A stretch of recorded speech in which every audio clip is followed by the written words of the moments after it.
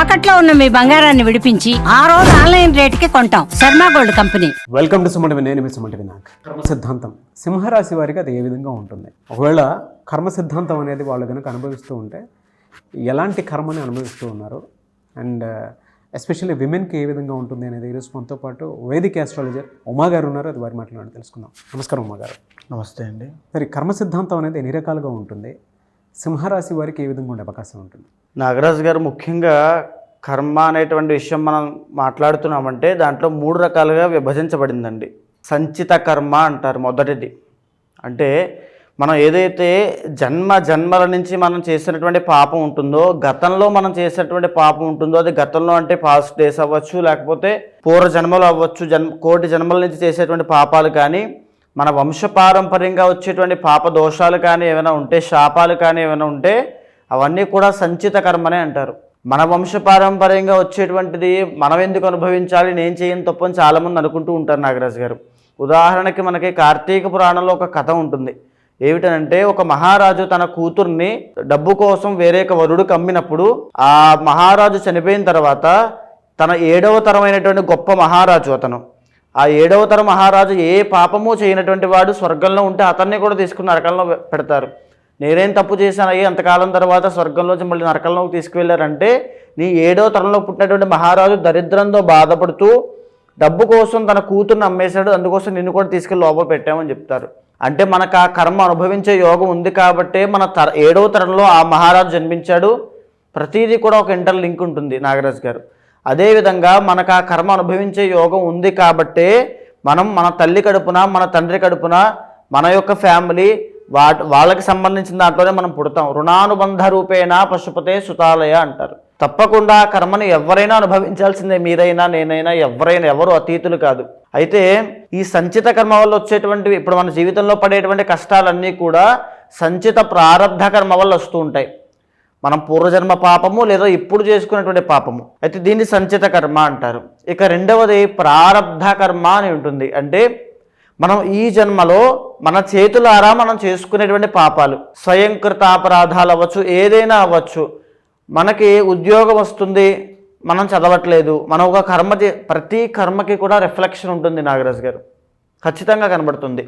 ఇప్పుడు ఎవరు చూడట్లేదు కదా, నేను ఒక దొంగతనం చేశాను అనుకోండి, అది ప్రారబ్ధ కర్మ. ఇప్పుడు ఈ జన్మలో ఇప్పుడు నేను చేసేటువంటి ప్రారబ్ధ కర్మ ఖచ్చితంగా ఏదో రోజు అది నాకు ఎఫెక్ట్ కొడుతుంది. అది ప్రారబ్ధ కర్మ. అది నేను ఇలా తెలుసో తెలియక నిప్పును ముట్టుకున్నాను అనుకుని కాలుతుందా లేదా, అదే ప్రారబ్ధ కర్మ. మనం ఏం చేస్తున్నామో దానికి అదే జన్మలో మనం అనుభవిస్తున్నామంటే అది ప్రారబ్ధ కర్మ. అయితే ఇక మూడవది ఆగామి కర్మ అని ఉంటుంది. అంటే ఏదైతే సంచిత కర్మ ఉందో, అంటే సంచిత కర్మ మనం ఎన్నో జన్మల నుంచి చేసిన పాపం అంతా ఒకేసారి మన మీదకి రాదండి. ఈ జన్మలో ఎంతైతే అనుభవించాలో అదంతా అనుభవిస్తూ ఉంటాం. బ్యాలెన్స్ మిగతా ఉంటుంది కదా, రిమైనింగ్ అంతా ఉంటుంది కదా. ఆ సంచిత కర్మ ఇప్పుడు మనం చేసిన ప్రారబ్ధ కర్మ అంతా కలిపి ఆగామి కర్మగా రాబోయే రోజుల్లో మనం అనుభవిస్తాం. దీన్ని ఆగామి కర్మ అంటారు. ఈ 3 కర్మలు ప్రతి మనిషిని, ప్రతి రాశిలో ఉండేటువంటి వ్యక్తి మీద ఆధారపడి ఆ వ్యక్తి యొక్క జీవితాన్ని చిన్నాభిన్నం చేస్తూ ఉంటాయి, ఇబ్బందులు గురి చేస్తూ ఉంటాయి. ఏదైనా కష్టమైనా పడవచ్చు, సుఖమైనా పడవచ్చు, ప్రతిదీ కూడా కర్మ మీద ఆధారపడి ఉంటుంది. ఇప్పుడు మనం ఒక రాశి వారికి ఇలా ఉండబోతోంది అని చెప్తున్నప్పుడు ఆ రాశి వాళ్ళకి ఎందుకు కనెక్ట్ అవుతుందండి? ఉదాహరణకి మొన్న ఒక రాశి వాళ్ళ గురించి మనం చెప్పినప్పుడు ఎంతోమంది ఫోన్లు చేసి చాలా కరెక్ట్గా యాక్యురేట్గా చెప్పారండి. ఎలా జరుగుతుంది అదంతా కూడా. ఒక రాశి మీద ఎలాంటి కర్మ ప్రభావం పడుతుంది అనేటువంటిది కూడా జ్యోతిష్ శాస్త్రం నిర్దేశించింది. దాని ఆధారంగానే ఆ రాశి వాళ్ళకి ఎప్పుడు ఎలాంటి సమస్యలు వస్తున్నాయో మనం క్లారిటీగా చెప్పొచ్చు. సరే, విమెన్కి అయితే సింహరాశి వారికి ఎస్పెషల్లీ ఏ కర్మ ఉండే అవకాశం ఉంటుంది, దాన్ని ఎలా గుర్తించాలి? అంటే మీరు చెప్పినటువంటి 3 ఏది ఉండే అవకాశం ఉంటుంది? ఇప్పుడు నాగరాజు గారి, సింహరాశి వాళ్ళకి ఎస్పెషల్లీ ఉమెన్కి, స్త్రీలకి ఈ సంచిత కర్మ అనేటువంటిది చాలా ఎక్కువ ఉంటుందండి. అదేవిధంగా వీళ్ళు ఆగామి కర్మ వల్ల కూడా చాలా ఇబ్బంది పడతారు. సంచిత కర్మ అని అంటే పూర్వజన్మలో, ఇందాక నేను చెప్పినటువంటిది పూర్వజన్మలో వచ్చిన దాని ద్వారా వచ్చినటువంటిది. ఆగామి కర్మ అంటే ఇప్పుడు వాళ్ళు చేసుకునే తప్పుల వల్ల తర్వాత వచ్చేటువంటి రోజుల్లో చాలా ఇబ్బంది పడతారు. దాన్ని ఆగామి కర్మ అంటారు. ఈ సింహరాశి స్త్రీలు ఎస్పెషల్గా very loyal and very royal సింహరాశి స్త్రీలు ఇప్పుడు కూడా హుందాగా ఉంటారు, చాలా హానెస్ట్గా ఉంటారు, నమ్మకస్తులు. అన్ని విధాలుగా వీళ్ళకి పేరు, అంటే ఒక వాళ్ళ స్థాయి అంటే ఆ రేంజ్లో ఉంటుంది అంతే. వాళ్ళ చిన్న చిన్న చీప్ ట్రిక్స్ ప్లే చేయడము, ఆ స్థాయి దిగడం లాంటివి ఏమీ చేయరు. సింహరాశి స్త్రీలు. అదేవిధంగా ఈ యొక్క సింహరాశి స్త్రీలకి ఎస్పెషల్లీ ఉమెన్కి మనం ఈ మాట్లాడుకుంటున్నాం కాబట్టి వాళ్ళు యాంకరింగ్ ఫీల్డ్స్ కానీ లేకపోతే ఈ యొక్క సెలబ్రిటీ ఫీల్డ్స్ కానీ సినీ రంగం, కళారంగం, లలిత కళలు, లేకపోతే నాటకాలు, సో ఈ రకంగా వాళ్ళ యొక్క వృత్తి వ్యాపారము అద్భుతంగా వెళ్ళేటువంటి అవకాశాలు ఉంటాయి. అవే కాకుండా ఇంటీరియర్ డిజైనింగ్స్ అవ్వచ్చు, వాళ్ళ క్రియేటివిటీ వాళ్ళ క్రియేటివ్గా చాలామంది ఏంటంటే వాళ్ళ కాళ్ళు పట్టుకుని వీళ్ళ కాళ్ళు పట్టుకుని అలా ఎదుగుతుంటారు. సింహరాశి స్త్రీలు అలా ఉండరు. వాళ్ళ టాలెంట్ని వాళ్ళు నమ్ముకుంటారు, వాళ్ళ క్రియేటివిటీని వాళ్ళు ఆధారపడతారు, వాళ్ళ ఇమాజినేషన్ మీద, వాళ్ళ విజువలైజేషన్ మీద వాళ్ళు ఆధారపడతారు. అంతటి గొప్ప యోగాలు వీళ్ళకు ఉంటాయి. ఎప్పుడైతే ఈ యోగాలు వీళ్ళకి లేవో అదే సంచిత కర్మ.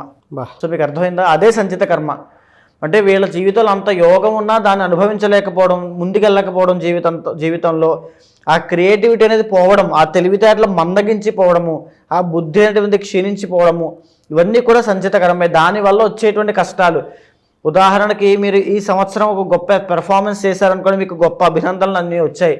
వచ్చే నెల మీరు సరిగ్గా పెర్ఫామ్ చేయలేకపోయారు, సరిగ్గా కాన్సన్ట్రేట్ చేయట్లేదు, ఏదో వ్యాపకాలు వేరే ఉన్నాయి, అప్పుడు వస్తాయా? రావు. ఇన్కమ్ తగ్గచ్చు, అన్ని చాలా ఇబ్బందులు వస్తాయి. అలా ఏంటంటే వీళ్ళ పెర్ఫార్మెన్స్ అనేటువంటిది వీళ్ళ క్రియేటివిటీ మీద ఆధారపడి ఉంటుంది. వీళ్ళు ఎంత క్రియేటివ్గా ఆలోచిస్తే వాళ్ళకి అంత బాగుంటుంది. వీళ్ళ జాతక చక్రంలో కనుక శుక్ర బలం ఉందంటే అద్భుతము, కుజ బలము ఉంటే అద్భుతము. ఈ రెండు లేకపోవడం వల్లే కష్టాలు వస్తాయి. రెండు ఎందుకు ఉండవు అంటే సంచిత కర్మ వల్ల ఉండవు. వాళ్ళకి ఆ సంచిత కర్మ అనేటువంటిది ఇబ్బంది పెడుతూ ఉంటుంది కాబట్టే ఆ శుక్ర బలం అనేటువంటిది ఉండదు. దానివల్లనే ఈ ఇబ్బందులు, మ్యారీడ్ లైఫ్లో ఇబ్బందులు. ఎందుకంటే వీళ్ళకి బేసిక్గానే కాస్త కోపం ఎక్కువ ఉంటుంది. కోపం అంటే కాస్త ప్రెస్టేజ్ వాల్యూస్ ఎక్కువ ఉంటాయి. ఈగో అవ్వచ్చు, ఈగో కూడా ఉంటుంది. నిర్మోహమాటంగా చెప్పాలంటే ఈగో కూడా కాస్త తగ్గించుకోవాలమ్మా. ఆవేశంలో తీసుకునే నిర్ణయాలు ఎక్కడెక్కడికో దారితీస్తాయి. ఆ విషయంలో చాలా జాగ్రత్తగా ఉండండి. దాంతోపాటుగా ప్రెస్టేజ్కి ఎక్కువ వాల్యూ ఇస్తారు, అంటే వెరీ సెన్సిటివ్ అండ్ ఎమోషనల్గా ఉంటారు రవి కాబట్టి. అండ్ ఇంకొకటి ఏంటంటే ఆవేశము బాగా చెప్తున్నాను చూడండి.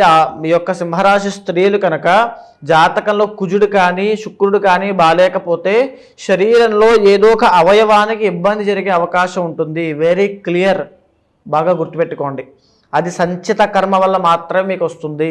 సంచిత కర్మ ఒకటే ఉంటుందండి. సంచిత కర్మ వల్ల వీళ్ళు ఇబ్బంది పడతారండి జీవితంలో. అదేవిధంగా వీళ్ళ స్వతహాగా వీళ్ళు చేసుకునే చిన్న చిన్న తప్పుల వల్ల రాబోయే రోజుల్లో ఇబ్బంది పడతారు, ఆగామి కర్మ. సో మీకు అర్థమైంది కదా. అంటే వీళ్ళు ఆవేశంలో తీసుకునే నిర్ణయాలు, తొందరపాటు నిర్ణయాలు, ఆ ఇన్సల్ట్ అయినప్పుడు వీళ్ళు ఏంటంటే జనరల్గా ఎవరికి తల వంచరు. వీళ్ళని కనుక ఎవరైనా ఇన్సల్ట్ చేశారనుకో, నువ్వు ఇది చేయలేవు, నీ వల్ల కాదు, నువ్వేంటి ఇక్కడ ఉండడం. సో ఈ రకంగా ఎవరైనా ఇరిటేట్ చేసినా, ఆ ర్యాగింగ్ కానీ ఏమైనా చేసినట్లయితే ఇంకా వైలెంట్ అయిపోతారు. ఆ వైలెన్స్లో వాళ్ళు ఏ నిర్ణయం తీసుకున్నారో కూడా వాళ్ళకి తెలియదు. ఆ రకమైన ఇబ్బందులతో వీళ్ళ ఆగామి కర్మ, అప్పుడు తీసుకునే నిర్ణయాలు రాబోయే రోజులు వీళ్ళకి ఎఫెక్ట్ అనేది చూపిస్తాయి. దట్ ఈస్ ఆగామి కర్మ కదా, ఆగామి కర్మ. సో ఆ ఇబ్బందులు ఈ సింహరాశి వాళ్ళకి చాలా ఇబ్బందికరంగా ఉంటాయి. అదేవిధంగా ఎప్పుడైతే సింహరాశి వాళ్ళ original 6th house and 7th lord Shani అవుతాడో, మ్యారీడ్ లైఫ్లో కూడా నువ్వా నేనా అనే పోటీ ఉంటుంది. ఇప్పుడు ఎప్పుడు కూడా నువ్వు నేను అనేటువంటిది వేరు, నువ్వా నేనా అనేటువంటిది వేరండి. సింహరాశి వాళ్ళకి నువ్వా నేనా అనేటువంటిది ఉంటుంది. మ్యారీడ్ లైఫ్లో ఇబ్బందులు అంటే అతనితో వ్యతిరేక భావాలు రావడము, లేకపోతే ఇద్దరికి కూడా మనస్పర్ధలు రావడము, లేకపోతే నువ్వు ఎక్కువ సంపాదిస్తున్నావు అంటే నేను ఎక్కువ సంపాదిస్తున్నాను అంటూ వాగ్వాదం రావడము. సో ఆ రకంగా కాంపిటీషన్ అనేటువంటిది రావడం వల్ల ఇద్దరి మధ్యలో కాస్త డిస్టర్బెన్సెస్ అనేవి స్టార్ట్ అవుతాయి.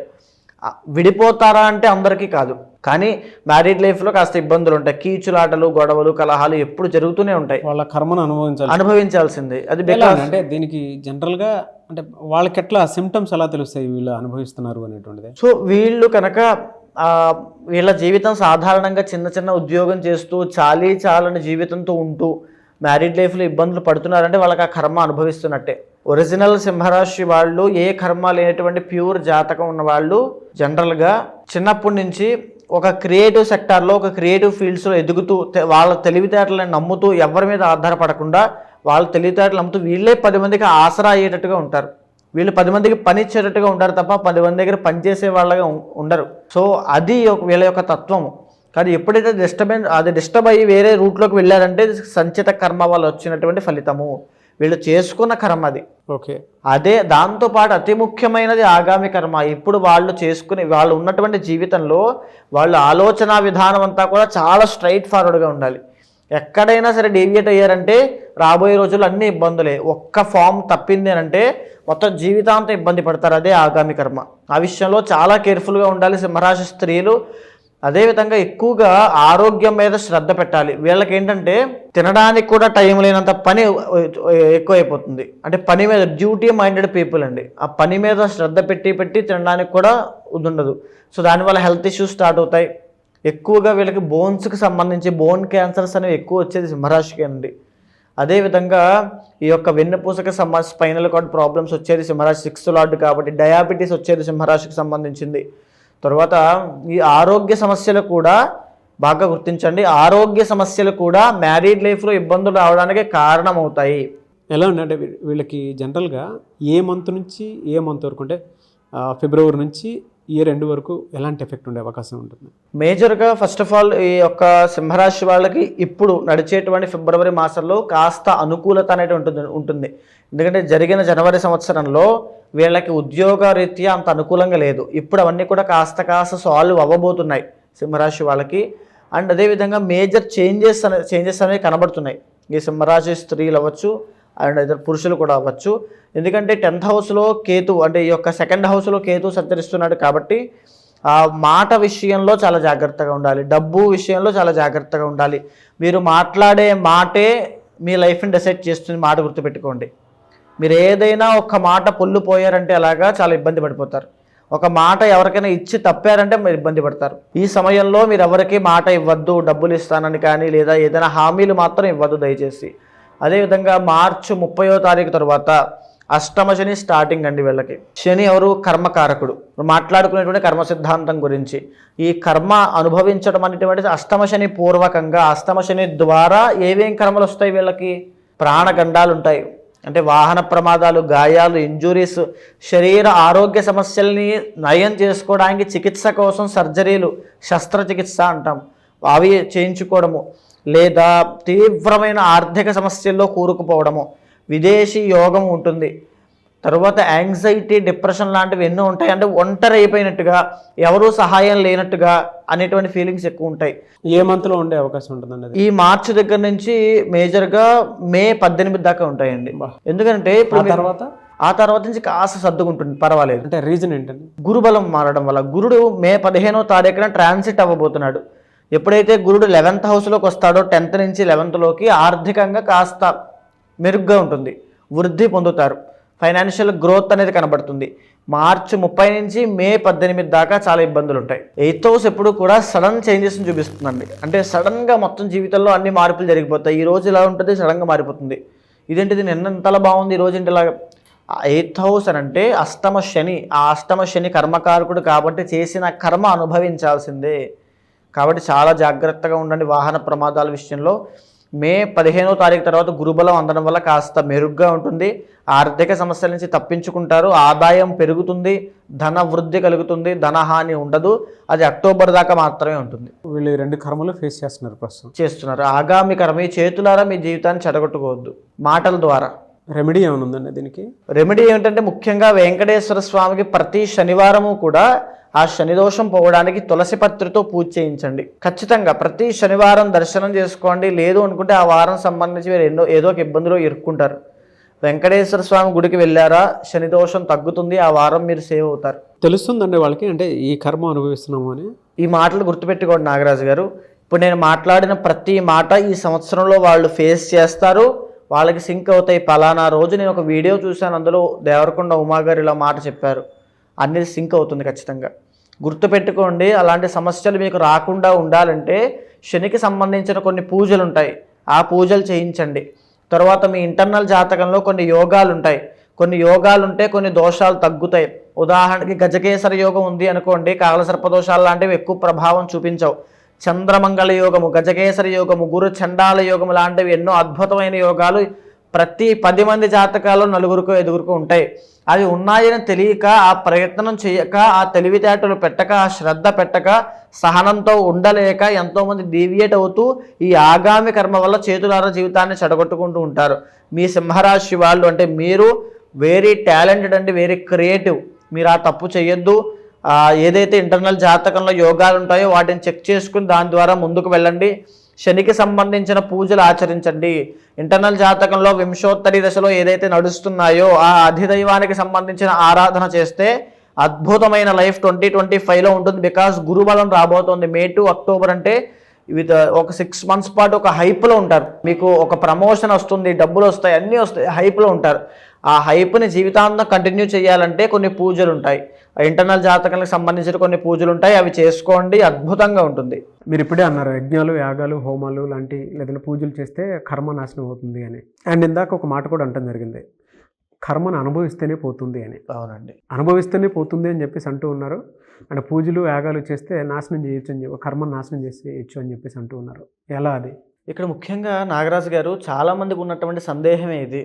అంటే కర్మ అనేటువంటిది అనుభవిస్తేనే పోతుంది కదా, మన కర్మ మనం అనుభవించాలి కానీ పూజలు చేస్తే ఎందుకు పోతుంది అని చాలామంది అనుకుంటూ ఉంటారు. ఉదాహరణకి ఒక మార్కండేయుడు అనేటువంటి ఒక మహాశివభక్తుడు, ఆయనకి 8 సంవత్సరాల వయసు ఉంది. ఆయన శివుడికి విపరీతమైనటువంటి ఆరాధన అంటే అభిషేకం చేస్తూ స్వామి యొక్క తపస్సులో, స్వామి యొక్క భక్తిలో మునిగి ఉన్నాడు. మునిగి ఉన్నప్పుడు ఆయన యొక్క ఆయుష్ అనేటువంటిది కంప్లీట్ అయిపోయింది. యమధర్మరాజు అంటే ప్రాణం తీసేటువంటి యమధర్మరాజు యమపాశంతో సహా వచ్చి, నాయన మార్కండేయ బయటికి రా, నీ ఆయుష్ పూర్తయిపోయింది, నీ ప్రాణం తీసుకెళ్లేటువంటి సమయం ఆసన్నమైంది, నువ్వు బయటికి రా అని పిలిస్తే, నేను రాను, నాకు నా పూజ శివ పూజ అయ్యేంత వరకు నేను బయటికి రాను అంటాడు. ఓకే, శివ పూజ ఎప్పుడు అవుతుంది అని యమధర్మరాజు అడిగితే, నా తల్లిదండ్రులు ముక్తికి వెళ్ళేంత వరకు కూడా నా శివ పూజ అవ్వదు అని చెప్తాడు. అయితే ఇలాంటి ఆటలన్నీ సాగవు, నీ ఆయుష్ కంప్లీట్ అయిపోయింది, నువ్వు శివుడి దగ్గర ఉంటే ఏంటి, ఎవరి దగ్గర ఉంటే ఏంటి అని చెప్పి ఆ యమపాశాన్ని విసురుతాడు. అప్పుడు మార్కండేయుడు భక్తితో శివుణ్ణి ఆలింగనం చేసుకుని చంద్రశేఖర చంద్రశేఖర చంద్రశేఖర పాహిమామని చంద్రశేఖరాష్టకం పాడితే, శివుడు శివలింగంలోంచి ఉద్భవించి ఎడంకాలతో యమధర్మరాజుని గుండెల మీద ఒక్క తన్నుతాడు. నా భక్తుణ్ణి నువ్వెవడరా ముట్టుకోవడానికని అని తన్ని ఆ మార్కండేయును చిరంజీవిగా చేస్తాడు. ఈ సృష్టి ఉన్నంత కాలము నువ్వు బ్రతికే ఉంటావు, నిన్ను ఆపేవాళ్ళు లేడని. ఇక్కడ ఈ కథలో కనిపించేటువంటి మార్కండేయుడు జీవుడు, వచ్చినటువంటి యమధర్మరాజు కర్మ, వచ్చినటువంటి శివుడే మన భక్తి, మనం చేసేటువంటి పూజ. అంటే ఈ మార్కండేయుడికి ఏదైతే తన సంచిత పాపకర్మ వల్ల ఆయుష్ అయిపోయిందో ఆ కర్మ వల్లనే ఆయుష్ తీయడానికి యమధర్మరాజు వచ్చాడు. ఏదైతే ప్రారబ్ధ కర్మ అంటే ఇప్పుడు తను చేసుకునేటువంటి భక్తి, ఆ పూజ, ఆ యొక్క స్వామి యొక్క కటాక్షం ఏదైతే ఉందో, స్వామి ఆ భక్తి రూపంలో వచ్చి కర్మని నాశనం చేసిందా చేయలేదా? అవును. భక్తి అనేటువంటి ఒక మాధ్యమంగా మారి కలియుగంలో ఈ పూజల రూపంలో మన కర్మ అనేటువంటిది నాశనం అవుతూ ఉంటుంది. సో అందుకే మీరు 26న కర్మ నివారణ అవ్వడం కోసం రుద్రయాగం అనేటువంటి చేయడం జరుగుతోంది. ఎవ్వరు పాల్గొన్నా సరే వాళ్ళందరికీ కూడా సంచిత ప్రారబ్ధ కర్మ పోయేటట్టుగా ఆ రుద్రయాగంలో సంకల్పం చెప్పడం వల్ల ఏదైతే ఒక మనిషి ఆ మోయలేనటువంటి కర్మ బరువు ఉంటుందో దానిని ఆ తక్షణ మరుక్షణం నుంచి ఆ కర్మ అనేటువంటిది నాశనం అయిపోతుంది. సో ఎవరన్నా అప్రోచ్ అవ్వాలి అనుకుంటే ఎలా అండి? మీకు కింద కనిపించేటువంటి నెంబర్కి కాంటాక్ట్ అయితే మా వాళ్ళు మీకు పూర్తిగా వివరాలన్నీ ఇస్తారు, దానికి సంబంధించిన వివరాలన్నీ కూడా చెప్తారు. ఖచ్చితంగా కాంటాక్ట్ అవ్వండి. ఏ విషయాలు కూడా, ఏ నియమాలు పాటించాలి, ఏ మంత్రజపం చేయాలో కూడా స్వయంగా నేనే చెబుతాను. ఎనీవే సార్, థ్యాంక్ యూ అండి, థ్యాంక్ యూ సో మచ్ అమ్మ గారు. నమస్తే. చూసారు కదండి వీడియో. ఈ వీడియోపై మీ అభిప్రాయాన్ని కమెంట్ బాక్స్లో పోస్ట్ చేయండి. అండ్ ముఖ్యంగా మీరు కనుక 26న అది కూడా మహాశివరాత్రి రోజు జరిగేటువంటి రుద్రయాగంలో పాల్గొనాలి అనుకుంటే స్క్రీన్ మీద మీకు కాంటాక్ట్ నెంబర్ కనిపిస్తుంది ఉమా గారిది. దానికి మీరు కాల్ ఆర్ మెసేజ్ వాట్సాప్ చేసి ఆ ప్రాసెస్ ఏంటో తెలుసుకోవాలి అనుకుంటే కూడా తెలుసుకోవచ్చు. లేదా మీరు డైరెక్ట్గా రుద్రయాగంలోకి పాల్గొనాలి అనుకున్నా కూడా డీటెయిల్స్ కోసం స్క్రీన్ మీద కనిపిస్తున్న నెంబర్ సంప్రదించండి. అండ్ ఈ వీడియో లైక్ చేయండి, షేర్ మాత్రం తప్పకుండా చేయండి. ఇలాంటి మరిన్ని వీడియోస్ కోసం మా ఛానల్ ఫాలో అవ్వండి. Thank you.